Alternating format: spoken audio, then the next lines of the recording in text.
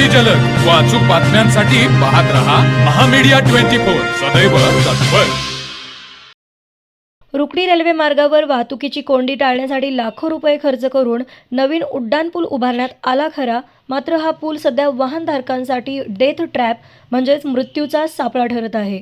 पुलाच्या दोन्ही बाजूला असलेली चुकीची वळणे, दिशादर्शक फलकांचा अभाव आणि रात्रीचा काळोख यामुळे येथे अपघातांची मालिका सुरू असून प्रशासन एखाद्याचा जीव जाण्याची वाट पाहत आहे का, असा संतप्त सवाल नागरिक विचारत आहेत।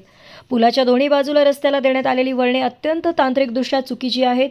वेगाने येणाऱ्या वाहनधारकांना या वळणांचा अंदाज येत नसल्याने वाहने घसरण्याचे किंवा एकमेकांवर आदळण्याचे प्रकार नित्याचे झाले आहेत।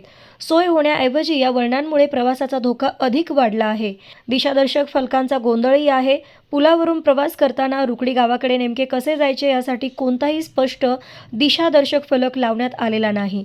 जे मुख्य दिशादर्शक फलक लावले आहेत त्यावरील माहिती चुकीची असल्याने बाहेरील प्रवाशांचा मोठा गोंधळ उडत आहे।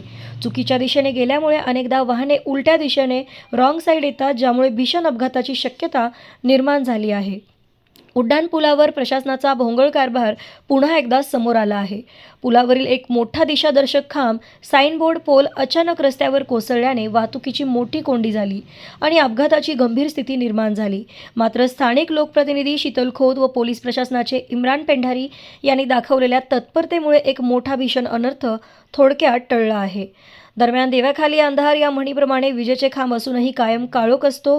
सुरक्षेच्या दृष्टीने पुलावर विजेचे खांब उभे करण्यात आले आहेत, मात्र प्रशासनाच्या दुर्लक्षामुळे या खांबावर अद्याप दिवाबत्ती सुरू करण्यात आलेली नाही। रात्रीच्या वेळी पुलावर पूर्णपणे काळोख असतो। वळणांचा अंदाज येत नसल्याने रात्रीच्या वेळी दुचाकीस्वार मोठ्या प्रमाणात अपघाताला बळी पडत आहेत।